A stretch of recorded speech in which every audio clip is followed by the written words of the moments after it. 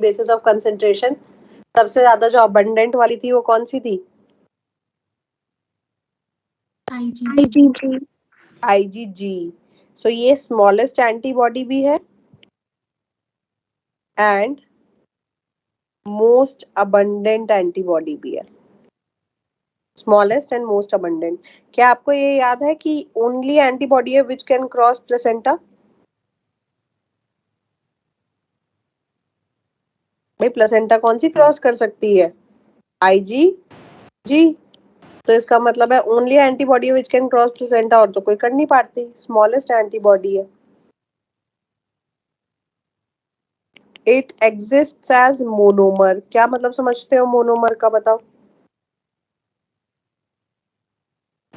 Single unit, single molecule की तरह exist करती है। जैसा आपने स्ट्रक्चर लास्ट क्लास में बनाया था वो एक सिंगल मॉलिक्यूल था, वैसी ही होती है IgG। नेक्स्ट IgA, इसको बोलते हैं सिक्रीटरी एंटीबॉडी। ये सिक्रीशंस में होती है। कौन कौन सी सिक्रीशंस में होती है? सलाइवरी, सलाइवा में होती है, टीयर्स में होती है, मिल्क सिक्रीशन कोलेस्ट्रम बताई थी उसमें भी यही होती है। Yes ma'am. यस, ये याद रखना है। as it is present in secretions like colostrum, tears, saliva, etc. इन सब सिक्रीशंस में होती है।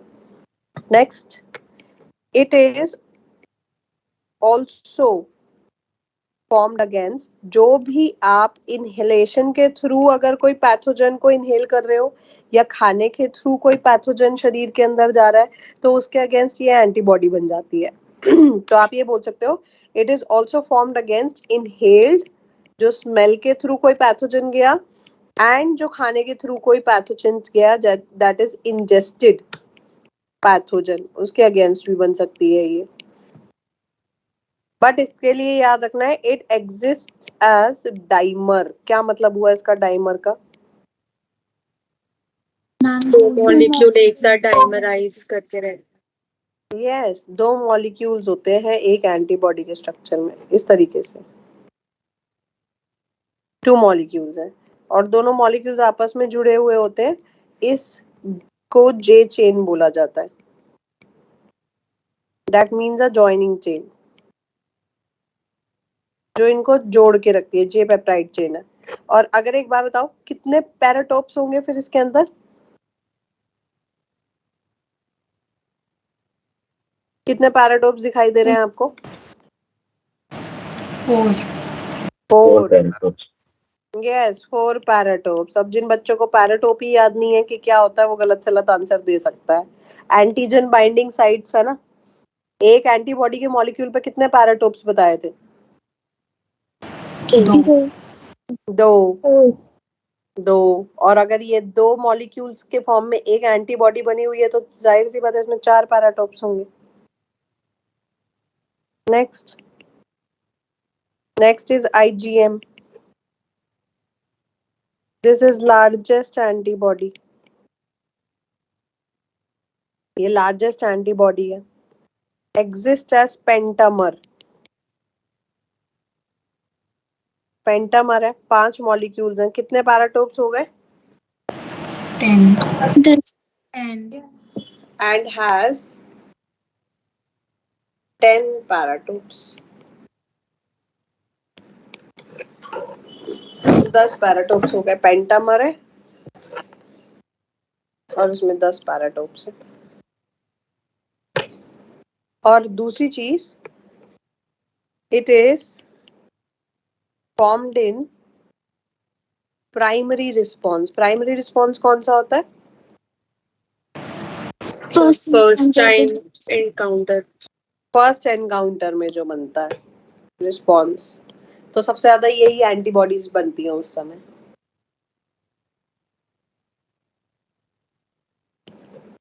Then next is IgD, exist as monomer, बाकी सब मोनोमर की तरह एग्जिस्ट करती है।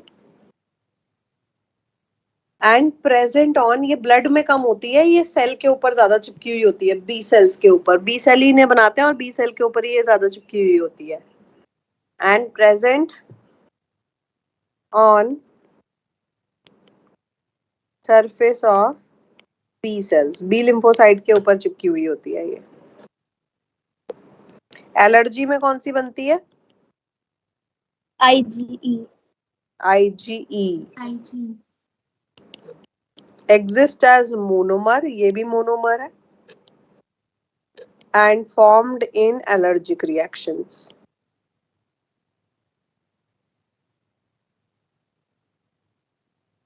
ये एलर्जिक रिएक्शंस के समय बनेगी IgE। बेसिकली ये हो गई मेरी 5 तरीके की एंटीबॉडीज। इसके बाद हम पढ़ते हैं कि इन एंटीबॉडीज के थ्रू कौन से रिएक्शंस हो सकते हैं, कौन से रिएक्शंस मीडिएट करती हैं। यहाँ तक लिख लो पहले और बताओ कोई डाउट है तो।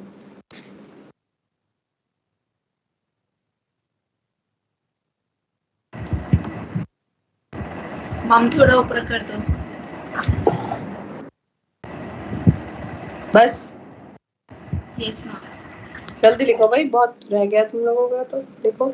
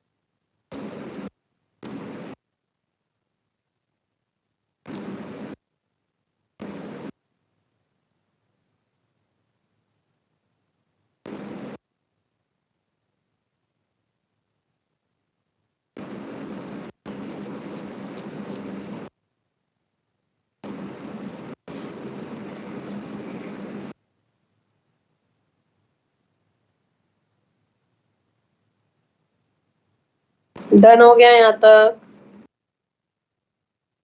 Yes ma'am. सभी बच्चों का? Yes ma'am. चलिए नेक्स्ट चलते हैं आगे। नेक्स्ट लिखो, रिएक्शंस मीडिएटेड बाय एंटीबॉडीज। कौन कौन से रिएक्शंस हैं जो एंटीबॉडी के थ्रू मीडिएट हो सकते हैं, वो देखते हैं। Reactions mediated by antibodies.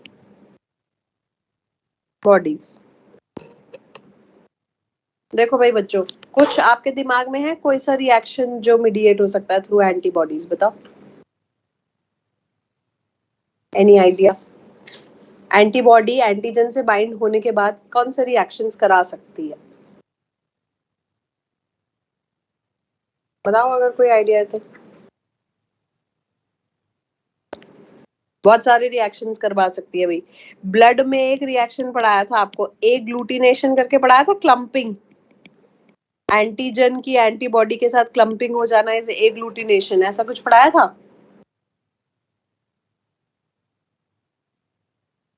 अरे हाँ या ना तो बता दो, कुछ याद है? क्लम्पिंग को बोलते हैं। ब्लड के अंदर आपके लेटस से एक पर्सन है, एग्जाम्पल के तौर पे बोल रही हूँ, ये लिखना नहीं है। एक पर्सन है जिसका ए ब्लड ग्रुप है। अगर किसी पर्सन का ए ब्लड ग्रुप है, इसका मतलब इसके आरबीसी पे कौन सा एंटीजन लगा हुआ है? A antigen. लेकिन हमने मान लेते हैं इसको बी ब्लड ग्रुप ट्रांसफ्यूज कर दिया, बी ब्लड ग्रुप ट्रांसफ्यूज कर दिया इसको। तो मुझे बताओ, जब इसको ट्रांसफ्यूज कर रहे हो तो कौन सा एंटीजन इसको एक्सपोज कर रहे हो? B antigen. हाँ, इस पर्सन को आपने कौन से एंटीजन से एक्सपोज कर दिया भाई? बी एंटीजन से। क्या बी एंटीजन को ये रिकॉग्नाइज कर पाएगा पर्सन?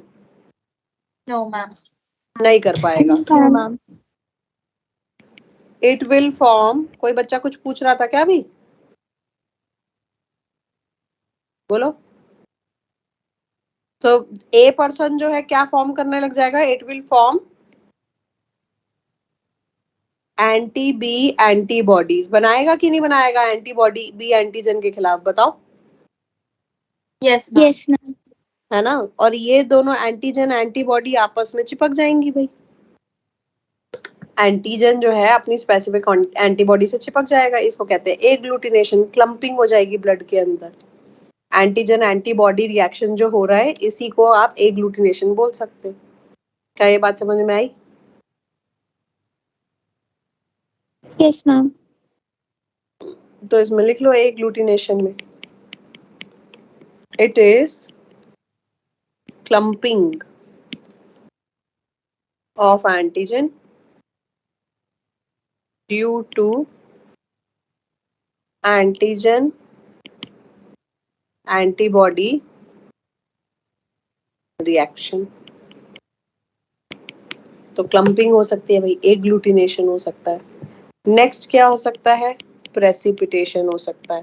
सपोज करो ब्लड में कोई ऐसा एंटीजन है जो अभी तो सॉल्युबल फॉर्म में है, बट एंटीबॉडी से बाइंड होने के बाद वो तुरंत प्रेसिपिटेट हो जाए ब्लड के अंदर, जिससे कि फैगोसिटिक सेल्स उसे पहचान ले और खा जाए।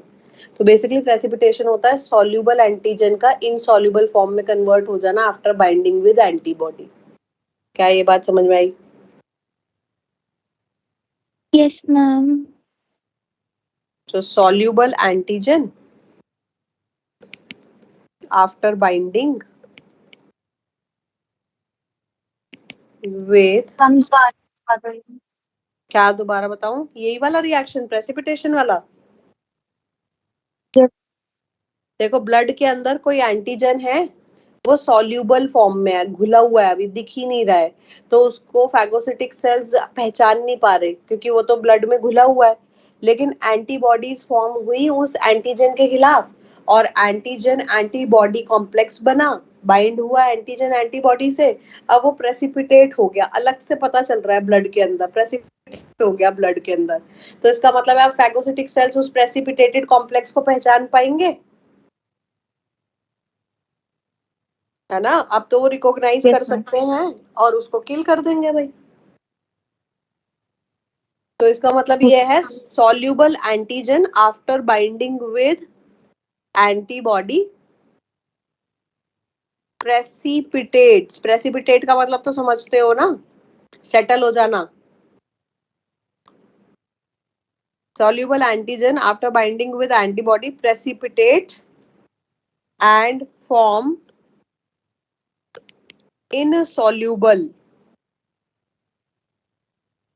insoluble antigen antibody complex। इससे क्या होगा? फर्दर फैगोसाइटोसिस आसानी से हो सकती है। और कौन सा रिएक्शन हो सकता है भाई? न्यूट्रलाइजेशन हो सकता है। What is neutralization? सोच के बताओ।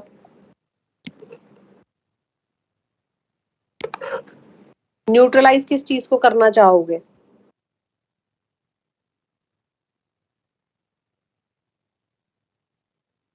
सोचो, बताओ। किसको?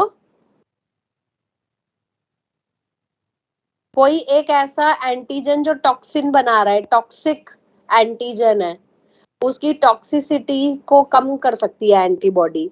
ऐसा हो सकता है कोई टॉक्सिन है और टॉक्सिन से एंटीबॉडी बाइंड हो रही है, जिससे कि उसका जो वायरुलेंस है वो नॉन वायरुलेंट में चेंज हो जाए, मतलब उसका टॉक्सिक इफेक्ट खत्म हो जाए।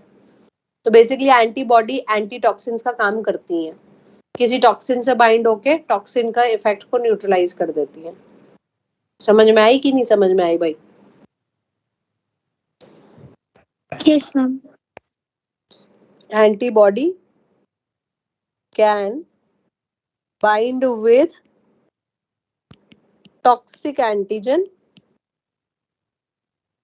toxic antigen and can neutralize its toxicity. तो अब वो नो मोर टॉक्सिक या वायरुलेंट रह जाता है। तो एंटीबॉडीज एंटीटॉक्सिन का काम करती हैं। Next, lysis. एंटीबॉडी के थ्रू लाइसिस हो सकता है। लाइसिस का क्या मतलब समझते हो भाई? ब्रेकडाउन। ब्रेकडाउन। तो इसका मतलब है कोई एंटीजन है, वो एंटीबॉडी से बाइंड हुआ और एंटीबॉडी इतनी स्ट्रांग है, उसने उस एंटीजन की प्लाज्मा मेम्ब्रेन को ही रप्चर कर दिया और उसके बाद वो सेल फट गया और उसको फैगोसिटिक सेल ने खा लिया भाई। So antibodies can attack plasma membrane of cell. Cell का मतलब है एंटीजन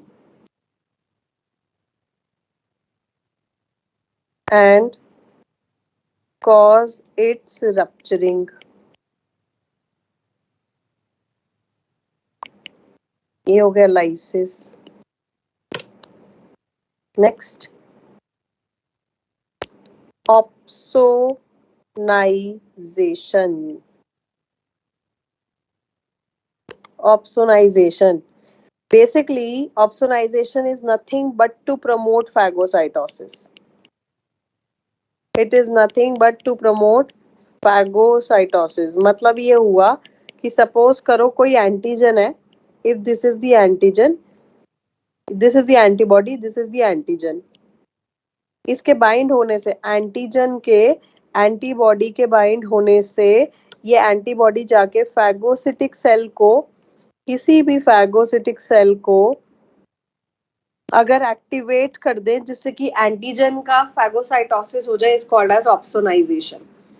सो ऑप्सोनाइजेशन आप प्रमोशन ऑफ फैगोसाइटोसिस को बोलते हो कि एंटीजन के बाइंड होने से with the antibody, antibody phagocytic cells को स्टिमुलेट कर रही हैं और फैगोसिटिक सेल्स तो आपको पता ही है ब्लड में होते ही हैं, टिश्यू में भी होते हैं और ये खा जाएंगे भैया एंटीजन को। तो इसको ऑप्सोनाइजेशन बोलते हैं। और यहाँ पे जो एंटीबॉडी ये काम करवाती हैं वो होती हैं या तो आईजीजी ज्यादातर या आईजीएम टाइप की। तो ये एंटीबॉडीज ज्यादातर फैगोसिटिक सेल्स को स्टिमुलेट करती हैं और इन एंटीबॉडीज को आप ऑप्सोनिन्स बोलते हो। ऑप्सोनिन्स उनको बोला जाता है जो फैगोसाइटोसिस प्रमोट कराता है।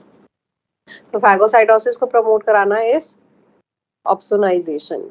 क्या ये बात समझ में आ गई है? Yes ma'am. Yes, ma'am. ठीक है। सो इसमें आप लिख सकते हो एंटीबॉडीज सच एज, या तो आईजीजी होती है वो या आईजीएम है, act as opsonins which bind with antigen and promote its phagocytosis. This is opsonization basically. अच्छा, कौन सी एंटीबॉडी अभी आपने पढ़ी जो एलर्जिक रिएक्शंस कराती है? आईजीई। आईजीई। और जल्दी से याद करके ये बताओ कि एलर्जिक रिएक्शंस के समय कौन सा केमिकल रिलीज हो रहा होता है? Histamine and histamine. Histamine and serotonin. Serotonin. कौन से सेल से रिलीज हो रहा होता है? Mast Mast cells. And basophil. Basophil. Basophils. Yes, basophil. तो इसका मतलब है अगर बॉडी में कोई एलर्जी कॉजिंग एजेंट है, लेट अस से ये बना दिया एलर्जी कॉजिंग एजेंट और इनसे बाइंड हुई ये IgE, these are allergy causing agents जिनको आप एलर्जेन बोल रहे हो। एलर्जेन आके आईजीई से बाइंड हुआ तो आईजीई एंटीबॉडी मास्ट सेल या बेसोफिल को स्टिमुलेट कर सकती है। और मास्ट सेल और बेसोफिल इन रिटर्न क्या रिलीज करेंगे? रिलीजेस हिस्टामिन एंड सेरोटोनिन, ये रिलीज करने लग जाएंगे भाई। और कौन सा फ्रैगमेंट है ये जो आईजीई का स्टिमुलेट कर रहा है मास्ट सेल को? ज्यादातर कौन सी एक्टिविटी, फेट ऑफ एंटीजन कौन सा फ्रैगमेंट डिसाइड करता है भाई? आपको लास्ट क्लास में पढ़ा है FC। FC, this is FC fragment. Fab वाला तो बाइंड हो गया एंटीजन से, जो कि यहाँ पे एलर्जन है, और FC वाला स्टिमुलेट कर रहा है मास्ट सेल को। याद है फैब और FC दो फ्रैगमेंट पढ़े थे भाई last class? Yes, ma'am.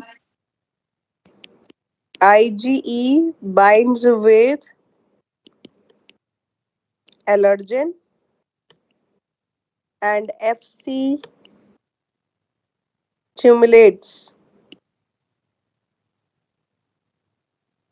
basophil and mast cell to release histamine and serotonin. ये याद रखना आपने।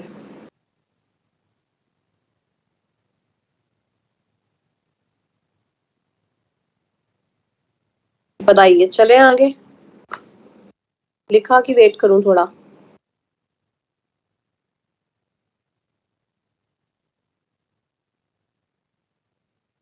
मैम एक बार बताना एलर्जन क्या है? क्या बताऊं? एलर्जन क्या है? बेटा एलर्जी कॉजिंग एजेंट को बोलते हैं, जिससे भी किसी को एलर्जी होती है उसे एलर्जन बोला जाता है। पोलन ग्रेन हो सकता है, ये डस्ट हो सकती है, ये कुछ भी हो सकता है।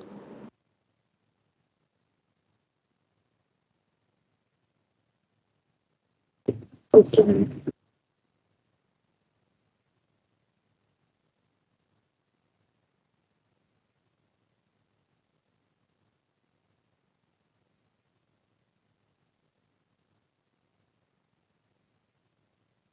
जल्दी लिखो, फिर एक इंटरेस्टिंग बात बताती हूँ आपको।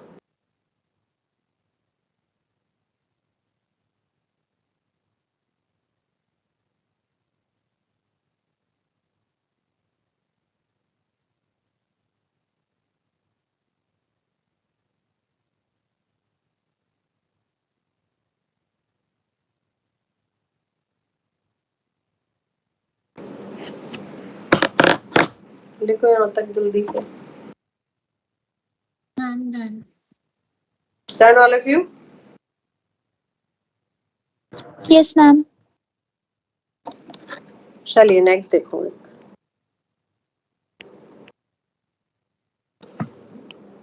देखो एक बात बताओ, अगर सपोज करो, वैसे एक चीज याद होनी चाहिए आपको, एंटीबॉडीज ना आर ऑफ टू टाइप्स। दो टाइप की एंटीबॉडी होती है। अब वो दो टाइप कौन कौन से? एक को आप बोलते हो membrane bound antibody,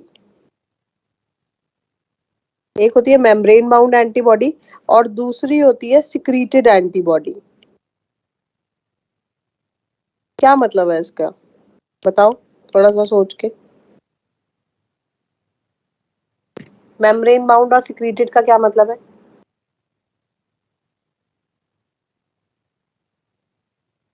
membrane bound मतलब समझ में आ रहा है? ये एंटीबॉडी किसी के सरफेस पे प्रेजेंट होगी। Yes, ma'am.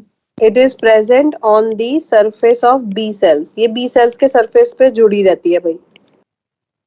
जबकि जो सिक्रीटेड एंटीबॉडी है ये सिक्रीट हो जाती है ब्लड के अंदर, सिक्रीटेड इन ब्लड। तो हमारे पास दोनों किस्म की एंटीबॉडीज बी सेल्स बनाते हैं। कुछ ऐसी एंटीबॉडीज होती हैं जो सरफेस ऑफ बी सेल्स पे रहती है, उनको मेम्ब्रेन बाउंड बोलते हैं, और जो बी सेल्स बनाते जाते हैं और रिलीज करते जाते हैं ब्लड के अंदर, उसको आप सिक्रीटेड एंटीबॉडी बोलते हो।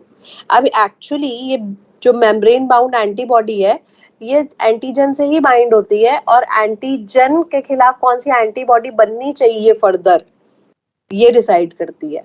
तो देखो कैसे कैसे काम करता है ये, एक बार थोड़ा सा देखेंगे। मेरे पास सपोज करो ये बी सेल है, दिस इज बी सेल। यहाँ पे मेरे पास आया ये एंटीजन, ये आ रहा है एंटीजन।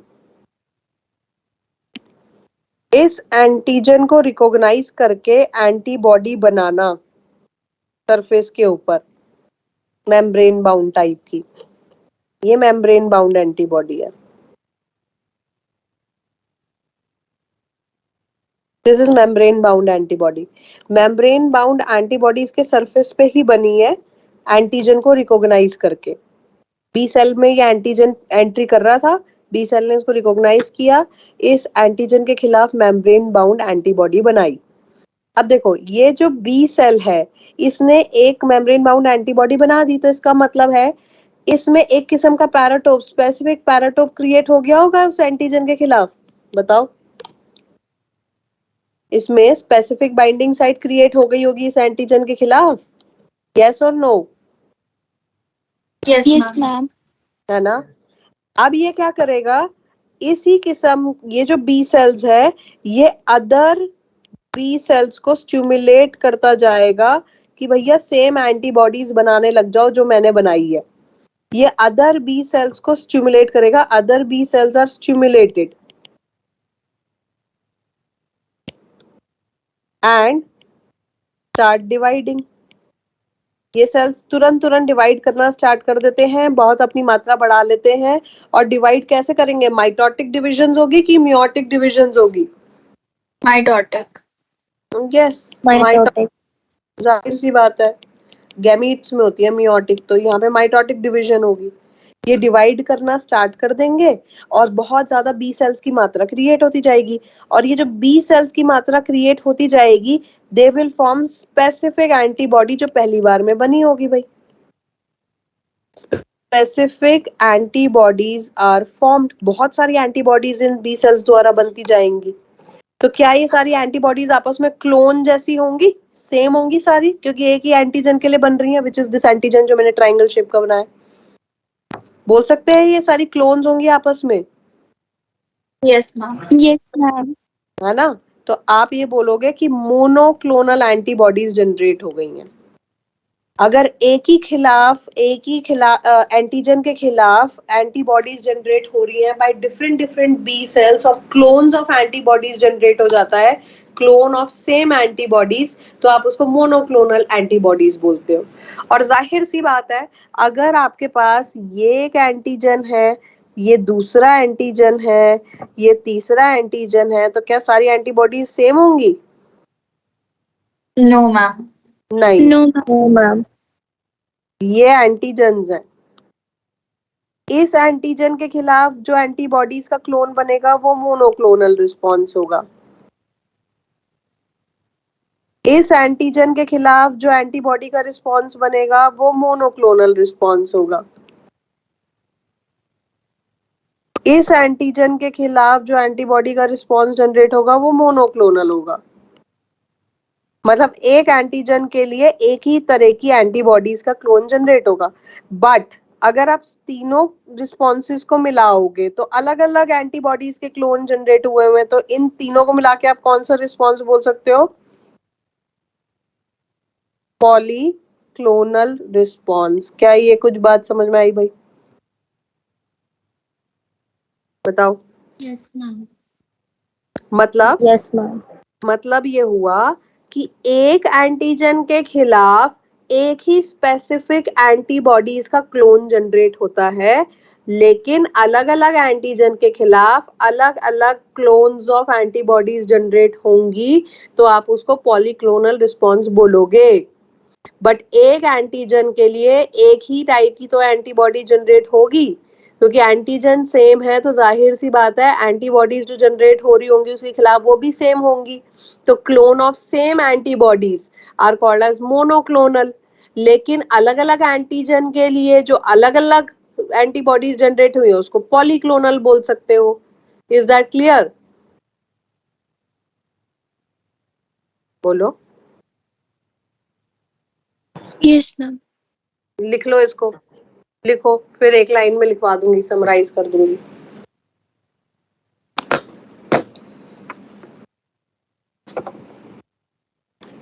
लिखो, कुछ पूछना तो पूछ लो।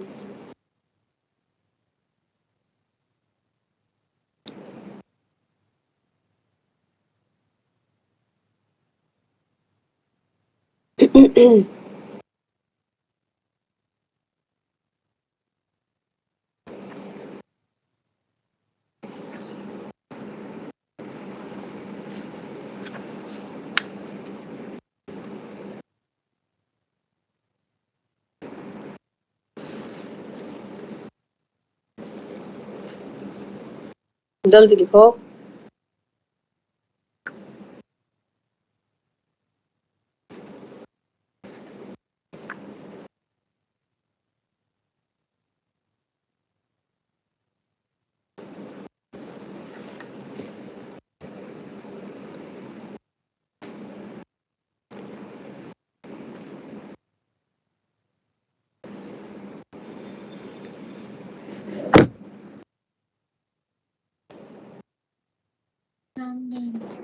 Done, all of you?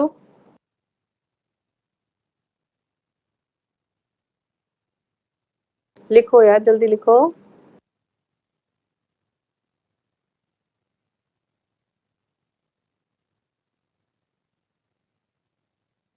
चलूं आगे?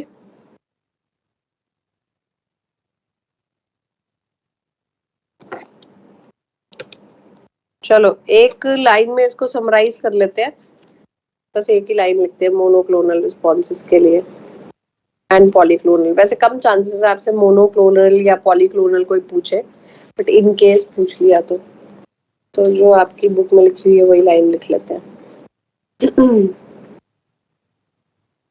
Write down.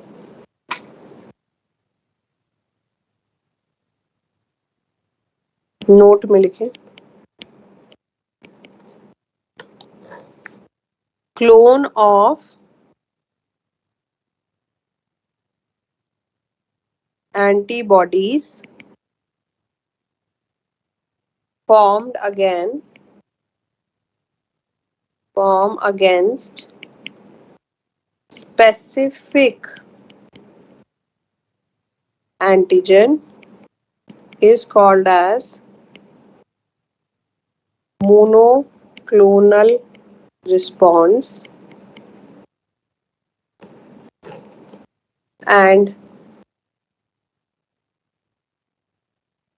different clones of different specificity, different specificity मतलब डिफरेंट एंटीजेंस के लिए जो बने हैं, is called as polyclonal response. क्या ये बात क्लियर है सभी को? हम एक बार ऊपर कर देते हैं। अच्छा एक चीज बताओ, मैंने आपको एपिटोप बताए थे लास्ट क्लास में, एपिटोप या एंटीजेनिक डिटर्मिनेंट यस मैम, बता दिए बट थे। आपने सिर्फ बताया था, लिखवाया नहीं था। ये लिखवाया नहीं था, ये तो लिखवा दिया था ना। पैराटोप जो है वो एंटीबॉडी के ऊपर होता है, एंटीजन बाइंडिंग साइट पे। यस मैम, ये लिखवा दिया था। तो नोट में ही लिख लो इसको भी, ये पॉइंट लिख लो नोट में एक। एपिटोप या इसको बोलते हैं antigenic determinant is present on the antigen which specifically binds with antibody। तो बेसिकली एंटीजन के ऊपर स्पेसिफिक क्या होता है? एपिटोप होता है, या उसको एंटीजेनिक डिटर्मिनेंट बोलते हैं। इसी को तो एंटीबॉडी का पैराटोप रिकॉग्नाइज करता है। पैराटोप इसी को रिकॉग्नाइज करके अपनी साइट बनाता है भाई, एपिटोप को। हो गया यहाँ तक?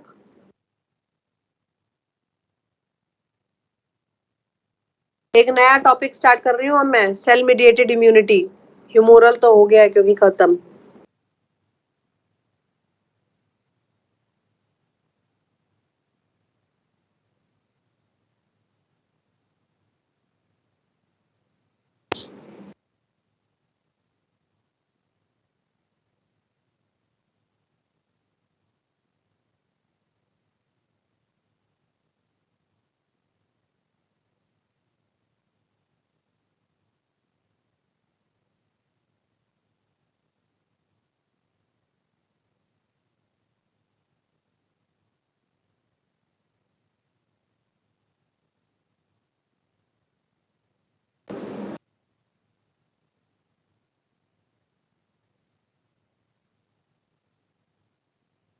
डन बच्चों।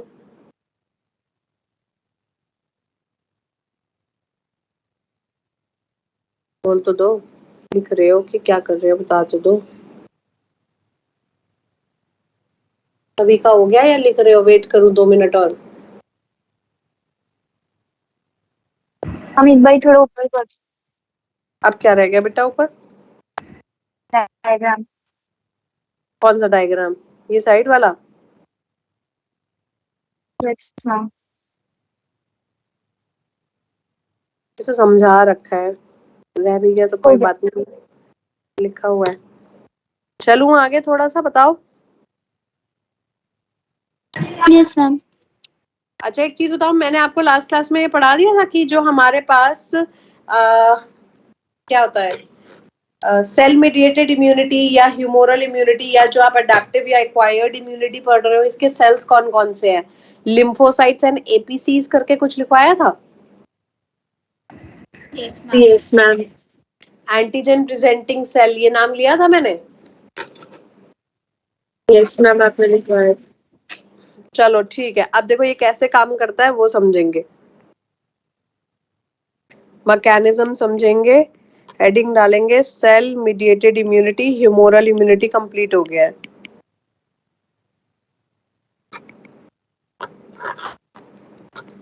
CMI, that is cell mediated immunity.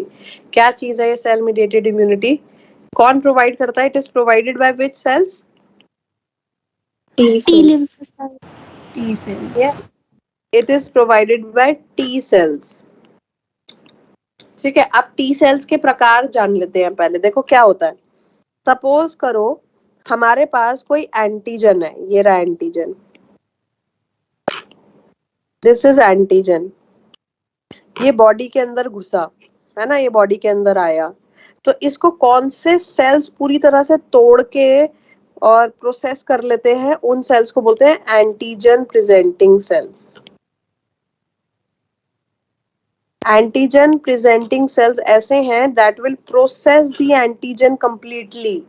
वो एंटीजन को कंप्लीटली प्रोसेस कर देते हैं भाई, तोड़ देते हैं टुकड़ों में, और इनको प्रोसेस करने के बाद ये प्रेजेंट करते हैं आगे, शो करते हैं इन सेल्स को अपने सरफेस के ऊपर।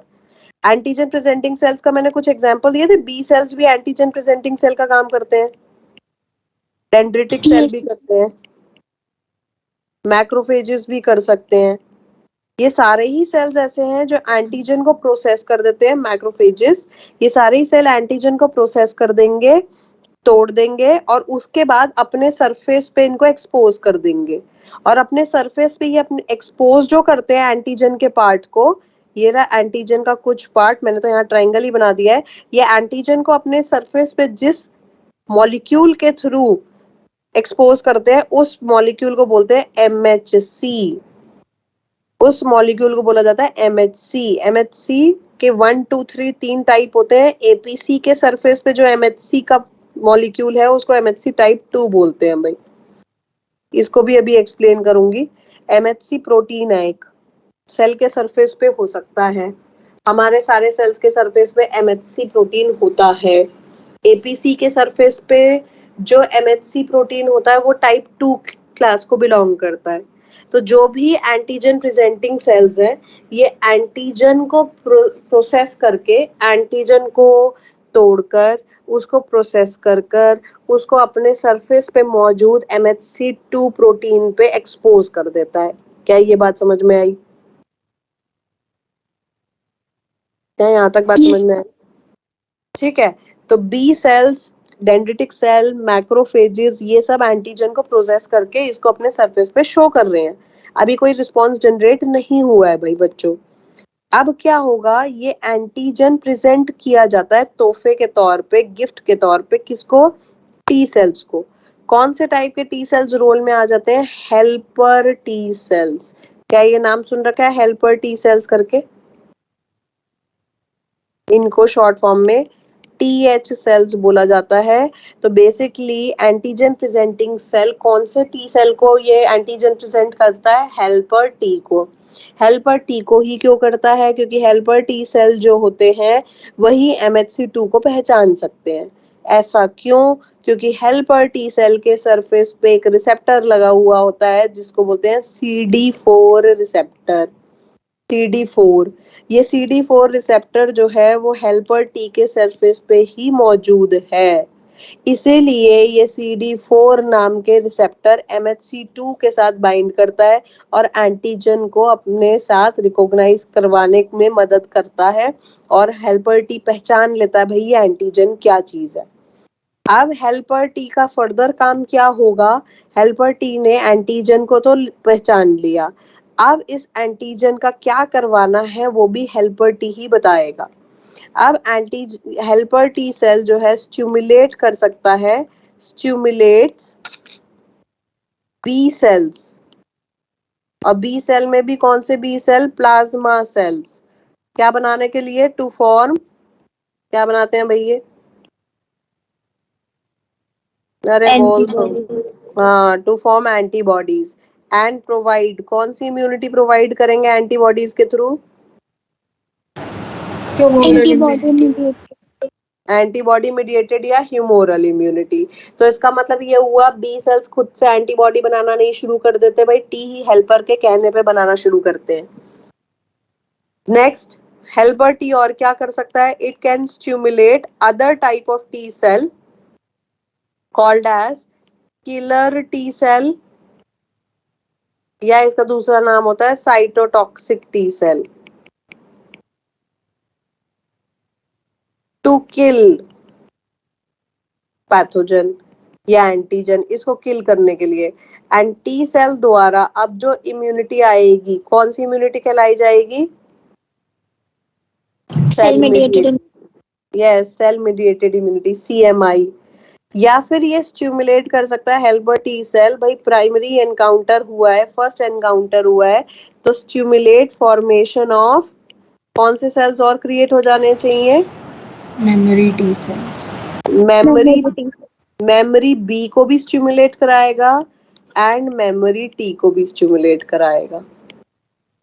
तो ये एक लूप ऑफ रिस्पॉन्स जनरेट हुआ है, देखो ऐसे जो बोर्ड पे दिख रहा है आपको इस समय, ऐसे क्या हुआ था दोबारा से बता देती हूँ। एंटीजन आया, एंटीजन को एंटीजन प्रेजेंटिंग सेल ने प्रोसेस किया, प्रोसेस करने के बाद उसकी कुछ एंटीजेनिक साइट उसने MHC2 के साथ इंटरैक्ट कराई। MHC2 एक प्रोटीन है जो सेल के सरफेस पे चिपका हुआ है।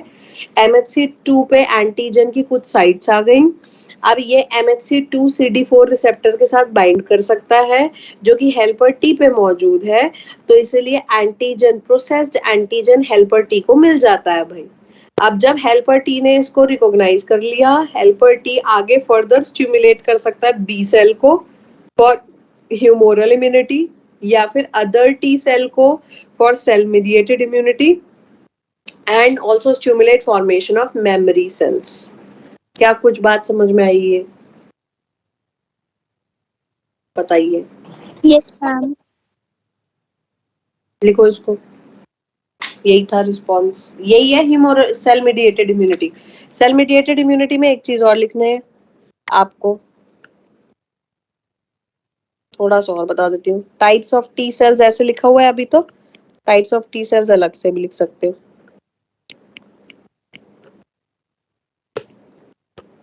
एक है हेल्पर टी सेल,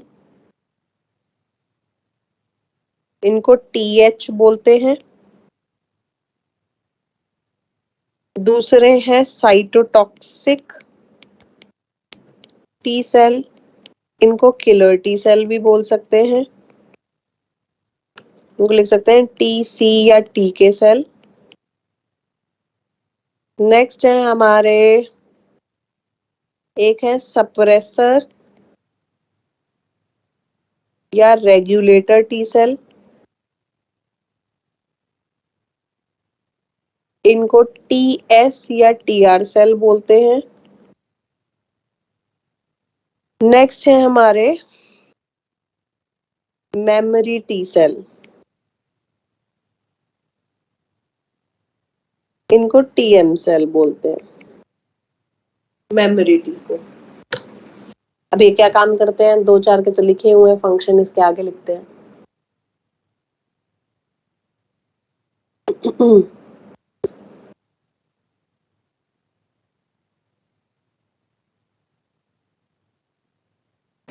लिखा, ये फ्लो चार्ट बना लिया आपने?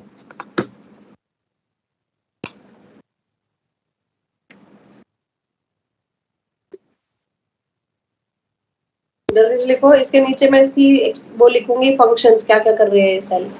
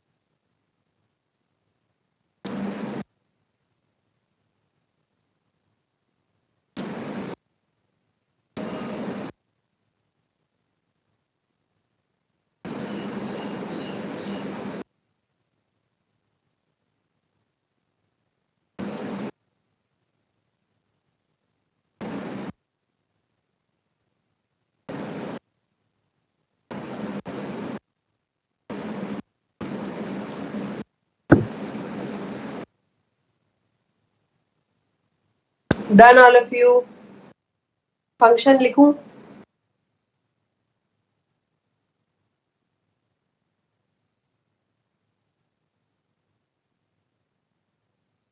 Yes ma'am.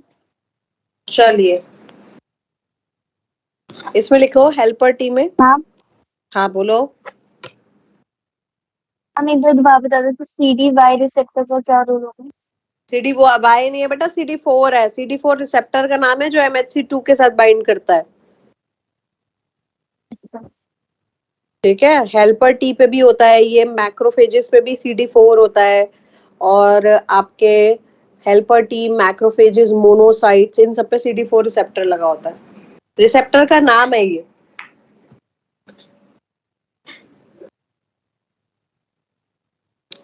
लिखवा रही हूँ उसको भी मैं, अभी CD और MHC पे आ रही हूँ दोबारा से, इतना कंप्लीट नहीं हुआ है अभी। MHC के बारे में बताऊंगी आपको, पहले एक बार सेल देख लो।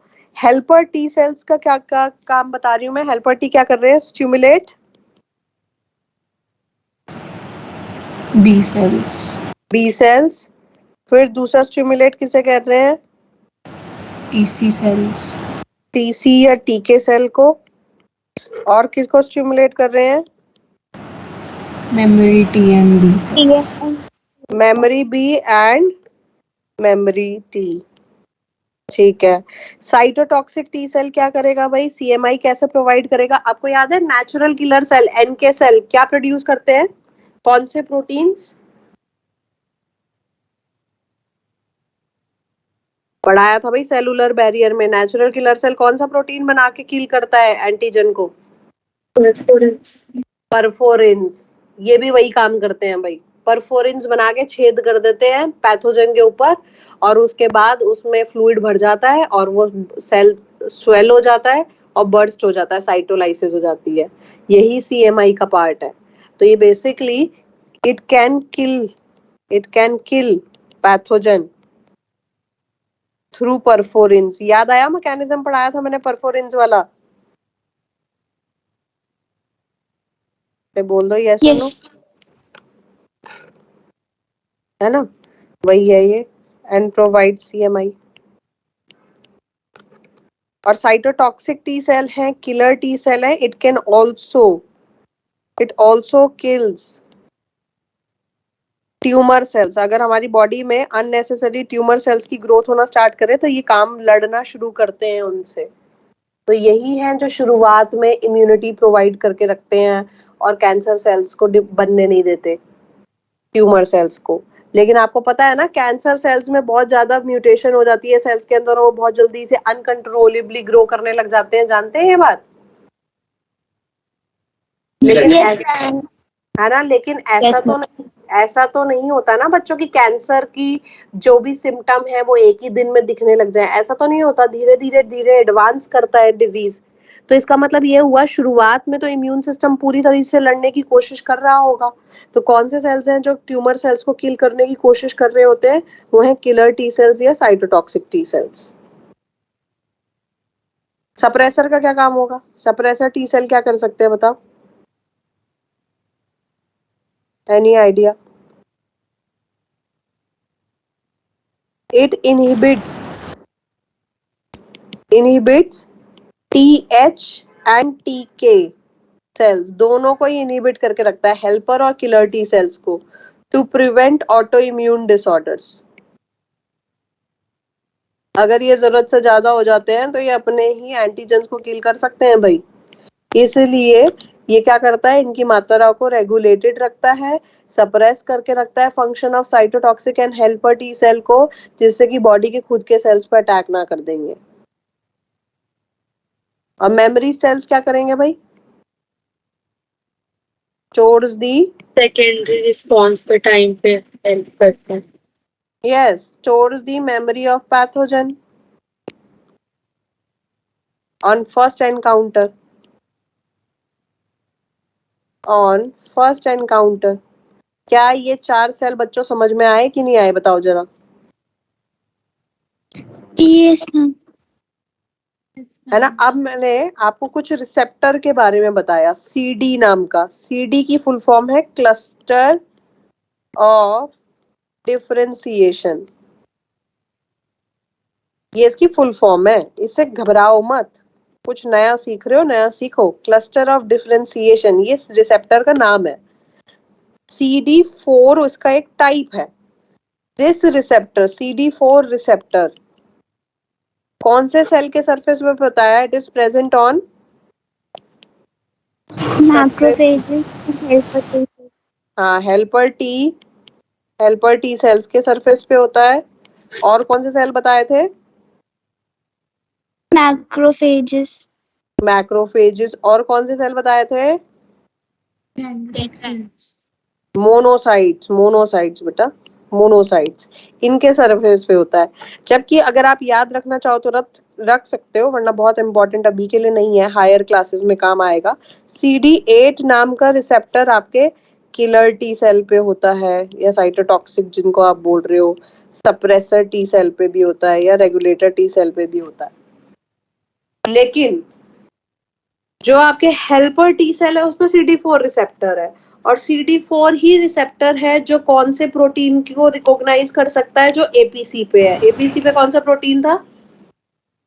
MHC, MHC2.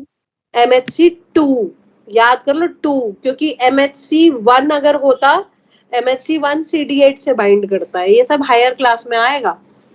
MHC के बारे में अब मैं बताना चाह रही हूँ आपको।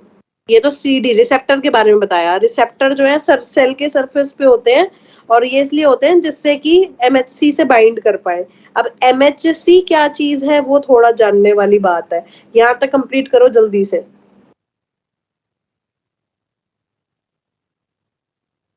जल्दी से लिखें भाई।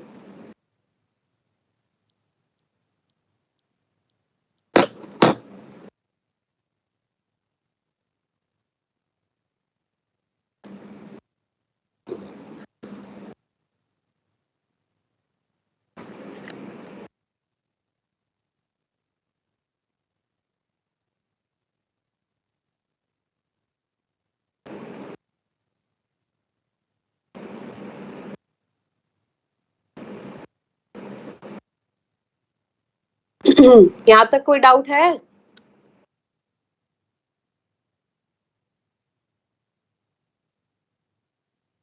हाँ भाई, बालक को बताओ।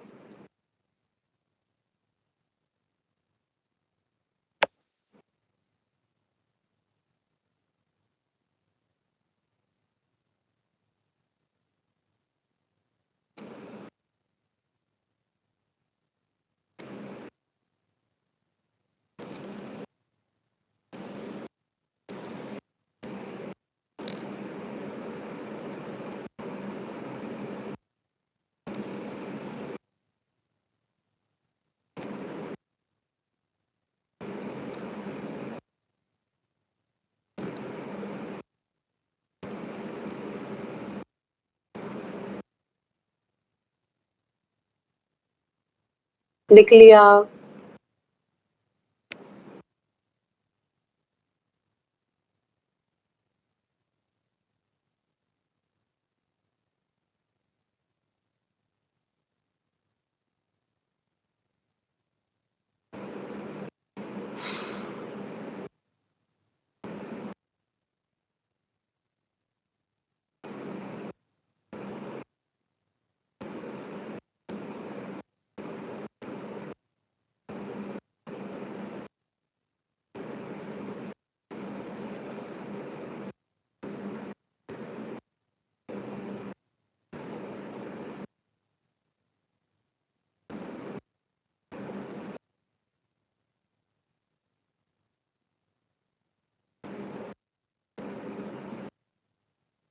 बोले भाई, बच्चा लिख लिया?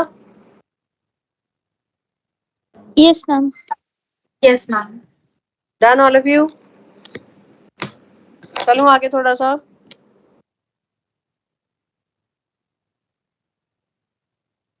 आधे बच्चे तो बिल्कुल लग रहा है नींद में त्रस्त है भाई, कुछ बोल ही नहीं पा रही है। सोनो है, कुछ की आवाज आ रही है।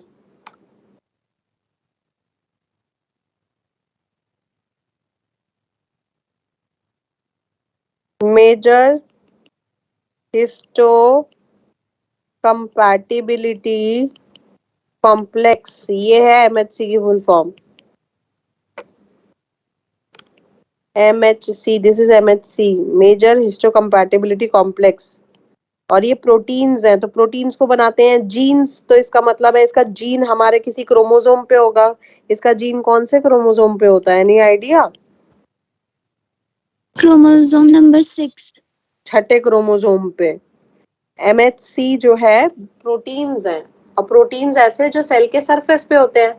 हमारा कोई भी सेल ऐसा नहीं है जो विदाउट एमएचसी हो, एक्चुअली कोई भी नहीं है। उन पे अलग अलग किस्म के प्रोटीन हो सकते हैं, क्लास 1, 2, 3 जो आप हायर क्लासेस में पढ़ोगे। बट ये जो प्रोटीन्स हैं, इनको बनाने वाले जीन्स क्रोमोसोम नंबर 6 पे होते हैं। तो और मैं एक बात बता दूं, इंसान के शरीर में सबसे ज्यादा पॉलीमॉर्फिक जीन जो है वो यही है, एमएचसी जीन। क्यों? क्योंकि दो इंसानों के एमएचसी प्रोटीन कभी भी सेम नहीं होते। सोचो कितने सारे अलग अलग टाइप के जीन्स होंगे ये। कोई भी दो मनुष्य के, चाहे वो आपके पेरेंट्स हैं, चाहे वो आपका ब्रदर है, सिस्टर है, कोई भी XYZ, सिमिलर हो सकते हैं, बहुत नियरली सिमिलर, बट सेम नहीं हो सकते। सेम एमएचसी प्रोटीन्स सिर्फ उन्हीं के सेल्स पे होंगे जो आइडेंटिकल ट्विन्स होते हैं। भाई आइडेंटिकल ट्विन के तो जीन सेम होते हैं ना बिल्कुल, यस और नो? Yes, ma'am. है ना, जो आइडेंटिकल ट्विन्स होते हैं उनके अंदर ये एमएचसी जीन सेम होगा। बाकी कोई दो जने ऐसे नहीं है जिनके शरीर में एमएचसी जीन सेम हो। सभी के जीन्स डिफरेंट डिफरेंट हैं, एमएचसी ही है, स्लाइट चेंज के साथ हो सकते हैं, बट उनमें अलग अलग प्रोटीन्स बनेंगे, तो सभी के एमएचसी प्रोटीन्स डिफरेंट होते हैं। कुछ बात समझ रहे हो? हाईली पॉलीमॉर्फिक जीन है ये। कुछ बात समझ में आ रही है? Yes, मैं बोल ma'am. दो यार, कैसे मानोगे, है ना? So Yes, ma'am. Major histocompatibility complex जब आप बोल रहे हो, आप इसको ऐसे याद रख सकते हो, एमएचसी जीन जो है इज प्रेजेंट ऑन, कौन सा क्रोमोसोम बताया? Chromosome 6 of humans. लेकिन एमएचसी है क्या? MHC is a set of proteins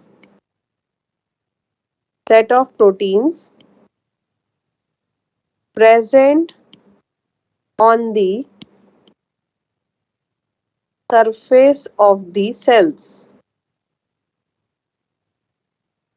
No two persons, two आना है, no two persons have same MHC protein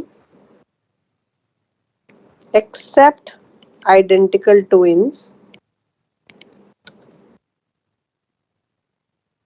except identical twins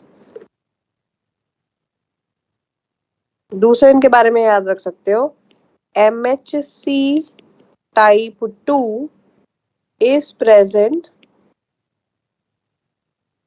on surface of antigen presenting cells, that means APC, which present the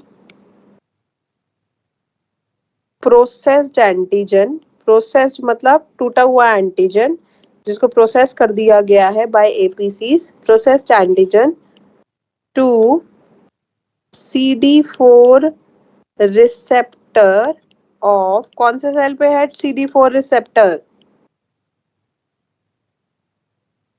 helper से T helper पे। और MHC2 किस पे है? APCs पे।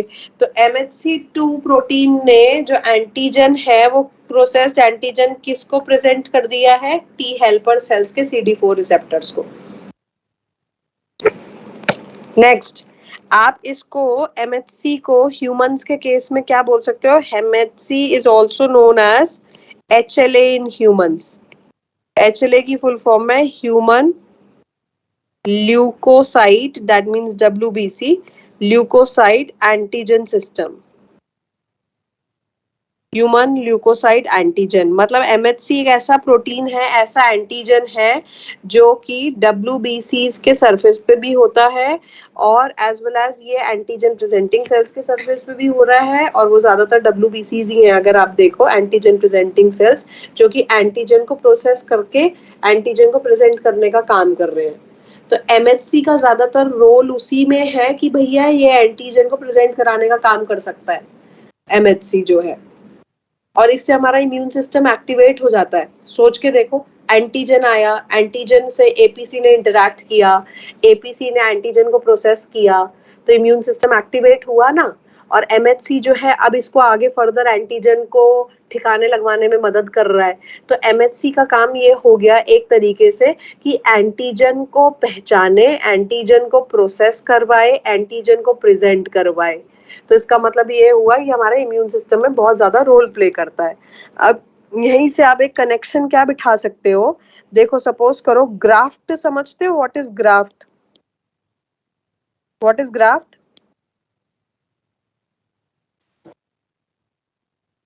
हाँ, ट्रांसप्लांटेड ऑर्गन या टिश्यू को ग्राफ्ट बोल सकते हो,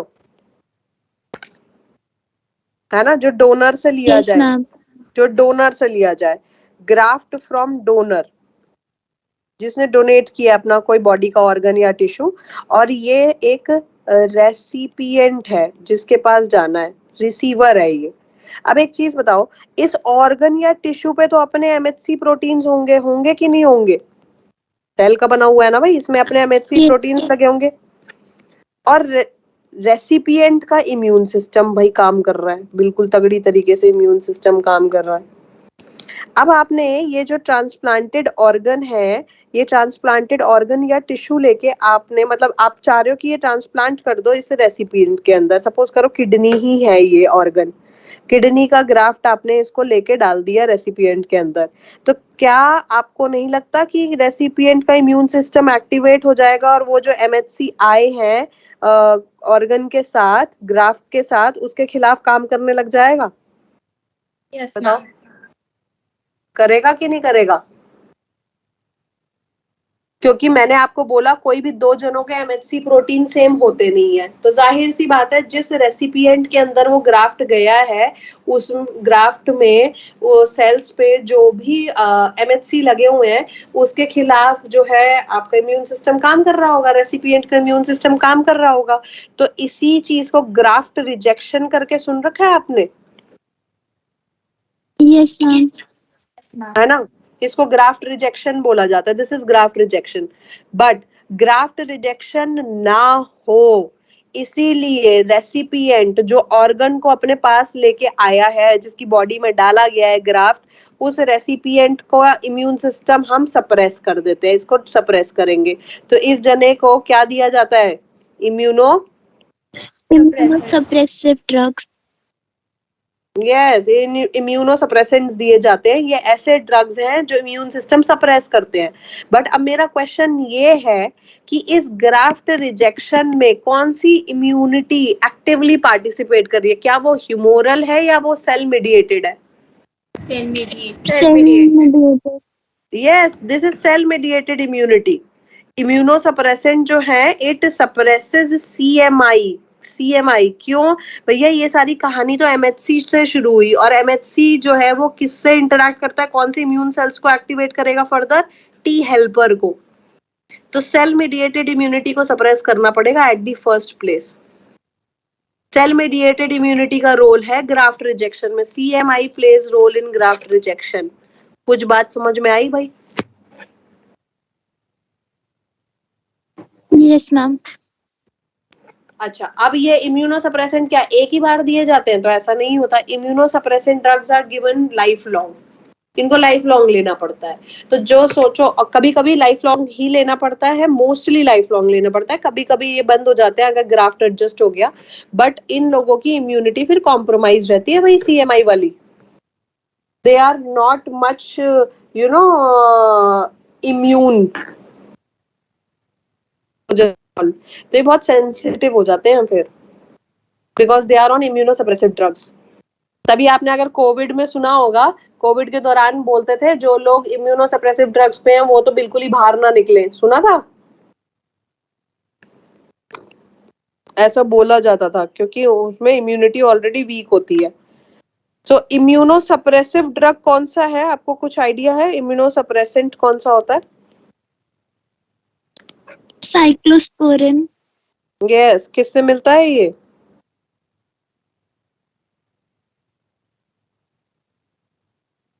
मिलता किससे है? ये इम्यूनोसप्रेसेंट नहीं ये मिलता है एक फंगस से जिसका नाम है trichoderma polysporum. immunosuppressive drug.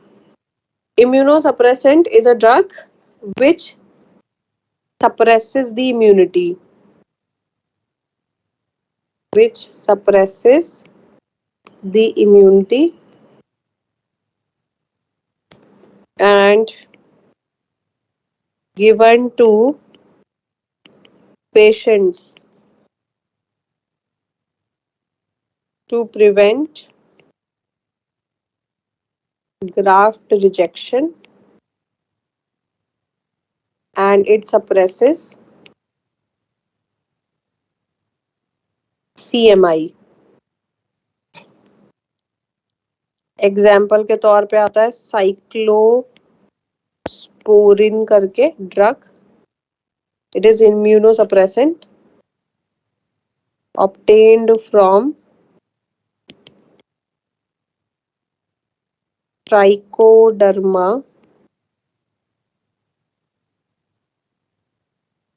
polysporum.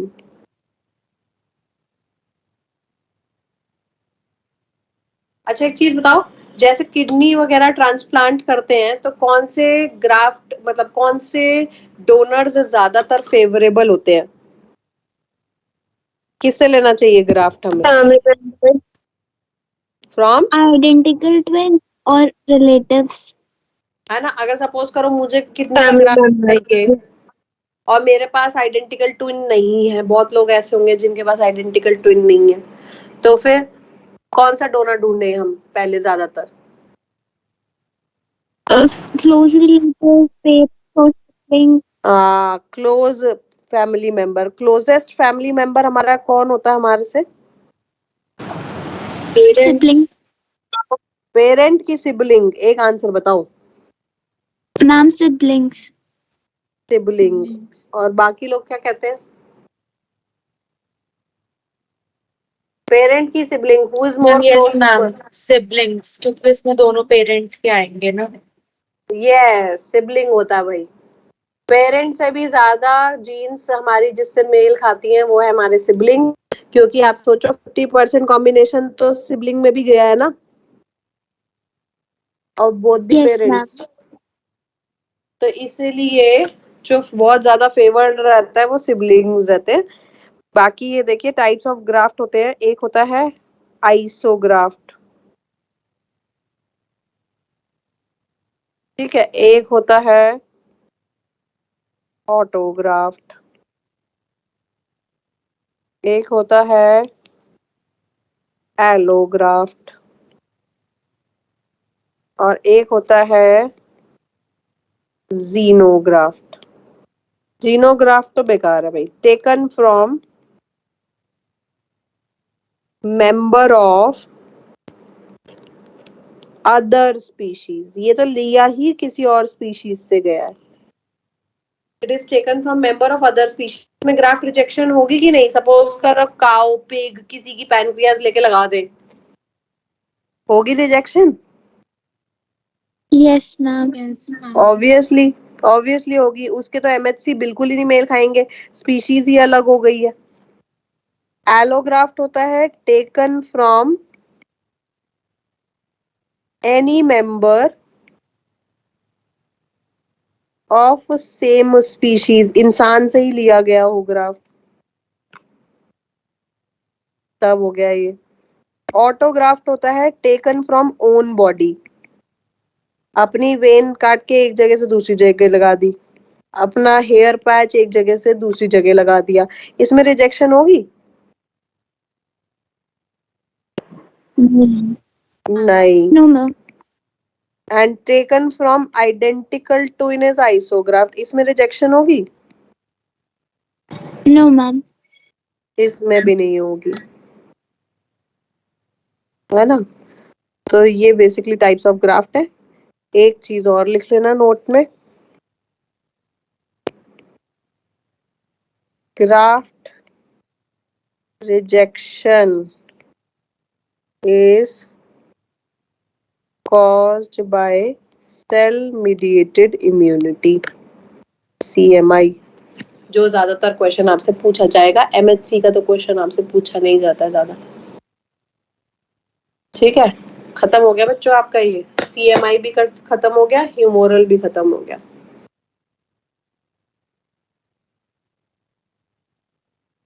मुझे थोड़ा सा याद दिलाना, मुझे ना आपको नेक्स्ट क्लास में बस एक कॉम्प्लीमेंट सिस्टम बताना है। वैसे तो वो एनसीईआरटी में नहीं है, बट ठीक है मैं बता दूंगी। कॉम्प्लीमेंट सिस्टम बताना है, लिम्फॉइड ऑर्गन्स बताने हैं, फिर कुछ ऑटो इम्यून वगैरह डिसऑर्डर्स बताऊंगी, फिर वैक्सीनेशन। तो मतलब आपका ये एक क्लास और लगेगी ये सब पढ़ने में, फिर डिसऑर्डर्स पढ़ सकते हैं हम। कल है ना मेरी क्लास आप लोगों के साथ? हाँ, तो कल कंप्लीट करेंगे इसे।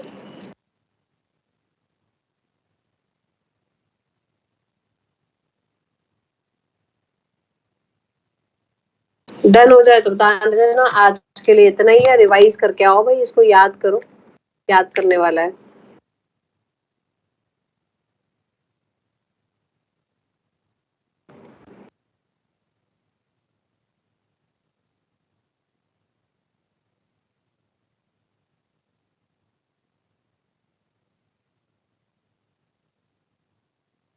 कुछ पूछना है तो पूछो।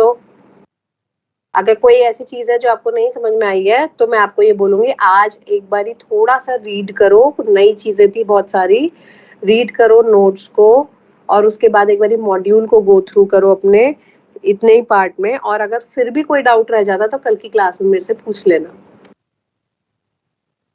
ठीक है? लेकिन रिवाइज जरूर करना भाई।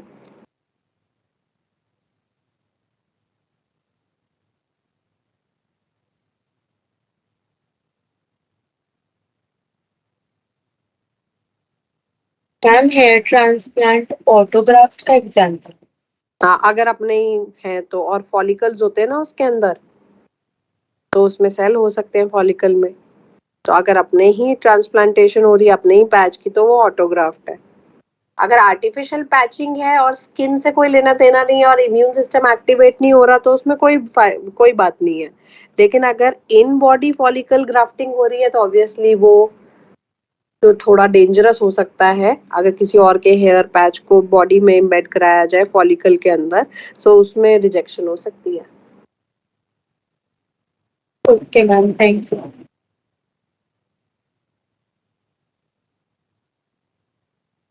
बताइए, कर दूं क्लास ओवर? लिख लिया सबने? Yes ma'am.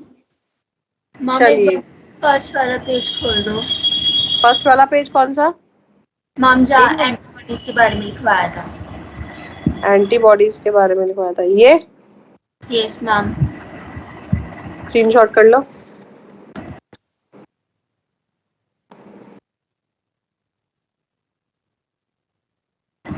हो गया मैम। चलो ठीक है, कल मिलते हैं बच्चों। ठीक है, थैंक यू मैम। चलो okay, thank you ma'am. Bye bye. Okay बच्चों,